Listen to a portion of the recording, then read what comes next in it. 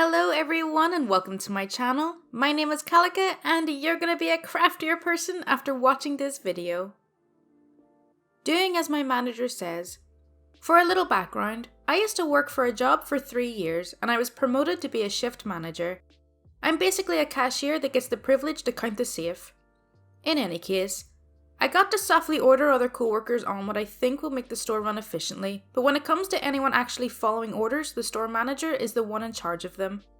It was a nice morning when I went to go buy some water and my total was something like $2. To my surprise, I got a coupon after my transaction that would be $4 off my next transaction of equal or greater value of the coupon. I thought to myself, sweet, and then continued on with the day. A few minutes later, these couponers came in and they are very aware about these $4 coupons. Basically what was happening was a glitch happened that made these coupons print out, regardless of what you bought or how much the transaction amount was.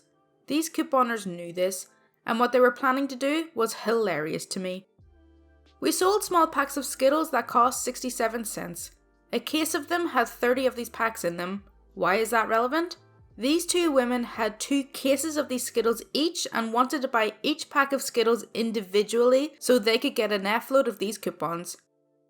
The cashier I was working with was very aware of this and came up to me. Me is me, CA1, cashier 1, CA2, cashier 2, C, couponer, SM, store manager. Cashier 1. Hey, these ladies are trying to buy a bunch of these Skittles to get these coupons. Me trying to keep a good customer service.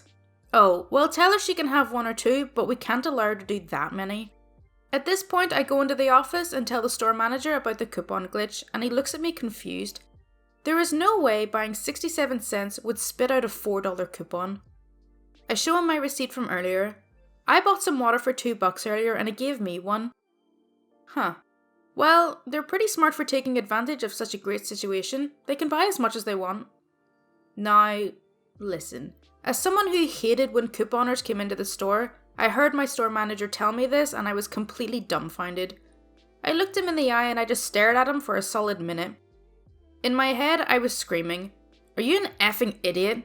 But instead I just said, "Okay," and walked back out front. I go up to my cashier who is just about to finish the final transaction for this couponer and I say, "I just talked to the store manager, she can buy as much as she wants." The cashier stares at me with intense confusion, and the couponer says, "Oh bless you, I'll be right back." She grabbed her friend and went to get 4 cases of Skittles, 2 for each of them. I now call up the cashier 2 to come help ring out both of these ladies, as I'm now going to need to be on the registers as well to ring up anyone else that comes in line. Cashier 2 looks to me. "So, you say this is okay?"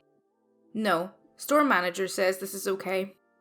I would hazard a guess to say they got anywhere from $300 to $400 worth in coupons before store manager comes storming out screaming, "Stop! Stop! The coupons are a glitch, they aren't supposed to be printing."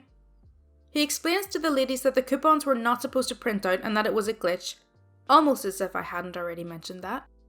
The couponers left with a wallet full of coupons and I just shook my head as store manager put his hands on his hips and had a smile that said, "Crisis averted, all in a good day's work," and then walked back into the office. He was pulled into a district meeting about the incident the next morning and he was promptly put into review for his incompetence. This coupon glitch was a nationwide occurrence and all in all the company lost around $900,000 due to the incident. Our store was listed as the worst stores in the nation for printing off these coupons, printing a total of 800 coupons that day. I don't know what happened to the store manager after that, but I still regularly tell this story to my current co-workers and I will never forget how angry I was about it. I wonder what those women did with all those Skittles though. Don't want to be disturbed? Have fun losing 4 hours. I was writing about this for something else and thought you all might enjoy it.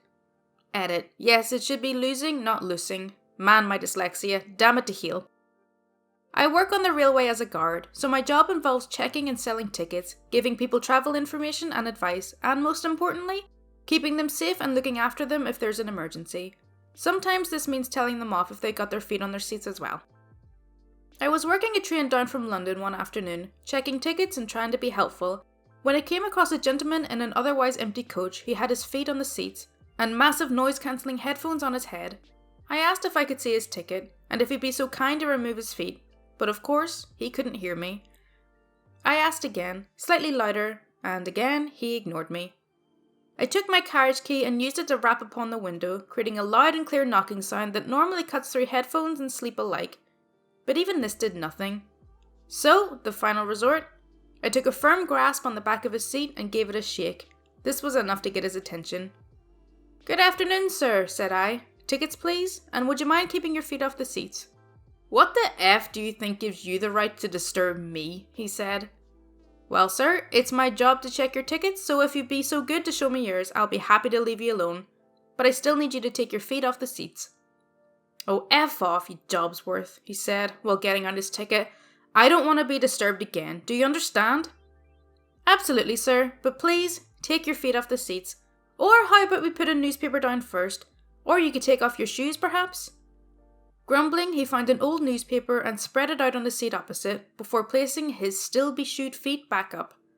"Also, sir," I said, "it might be a good idea to turn your headphones down a tad, otherwise you might not hear important announcements. I've made it quite clear that I don't want to talk to you. Now F off." Now, one of the key skills in my job is knowing when to pick your battles, and I had no desire to make more work for myself by dealing with this gentleman, so off I effed. A few minutes later, I had a call from control, letting me know that due to a signalling issue further down the line, my train was going to be diverted after our next stop.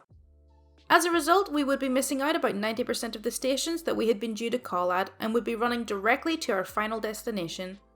I called up my driver to let him know about the change in plan, and then made an announcement to my passengers.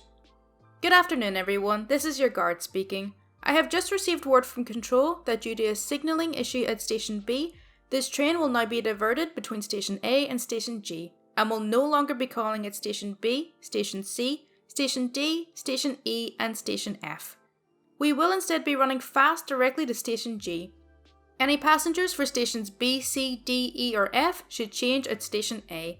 If you have any questions, I'll be walking through the train, so please do not hesitate to ask. Thank you." And so I walked through the train, talking to the passengers, making sure they all understood what was going on, and where they would now need to change in order to get to where they were going. Some of them were understandably annoyed, but I did my best to explain it to all of them, and to let them know that it was beyond our control. By the time I had walked through the train, every single passenger knew exactly what they needed to do. Well, all the passengers but one. We arrived at Station A, and quite a lot of people got off. I had an 8-coach train, and now only about 20 or so passengers, so it was nice and quiet. I made one last announcement about the diversion, then shut the doors and gave the driver 2 on the bell to signal that we were ready to start. I happened to be in the same coach as the gentleman from earlier, who now had his eyes open and was looking out of the window. I watched him as he watched the world slide by as we pulled out of the station, and I watched him as he felt us bounce over a set of points that we would not normally have crossed over. I watched him as he began to realise that the view out of his window was wrong and that we had gone down a different line to usual. And I watched him as we started to zip past stations that he had clearly never seen before, as we took the diversion down to Station G. After a few minutes, he walked up to where I was sitting in my little guard's office and asked me what time we were due to arrive at Station B. Well, like I said in the announcements, we're not going to Station B anymore. We are running non-stop to Station G. I did make plenty of announcements about it. "Well, I didn't hear anything. Why didn't you tell me?" he shouted. "You made it perfectly clear that you did not want me to disturb you, sir," I said, "and I had warned you about being able to hear the announcements." "Well, I need to get to Station B. How am I going to get there now?" This was perfect. This was the moment that I had been waiting for. I explained to him that he was now going to have to stay on this train until we got to Station G, wait around half an hour or so, get another train from Station G to Station A, wait some more, and then get a bus from Station A to Station B. "How long is that going to take?" he asked. "Well," I said, "from Station A to Station G along the diversion is about an hour and a half each way, plus the waiting, so if the buses are good, about 4 hours or so, give or take." Well, needless to say, he was not happy about this, but there was nothing that I was able to do to help him out, and after all, he had made it clear that he did not want me to disturb him. Okay, so that's all for r/MaliciousCompliance. I really hope you did enjoy it. As always, if you do want to see more content like this, then please do subscribe. My Twitter, Discord, and Patreon links are in the description, and any support is greatly appreciated. And as it's Sunday, I also want to say thank you to my wonderful patrons: BackwardsDDog, Michael Flanagan, Joseph D Owens, Jen Spanning, Kate McCutcheon, Skyler A, Elizabeth Filmore, and Two Chooks. Thank you so much for your support. Mwah. That's for you, but keep it between us, okay? Thank you so much for watching. Bye!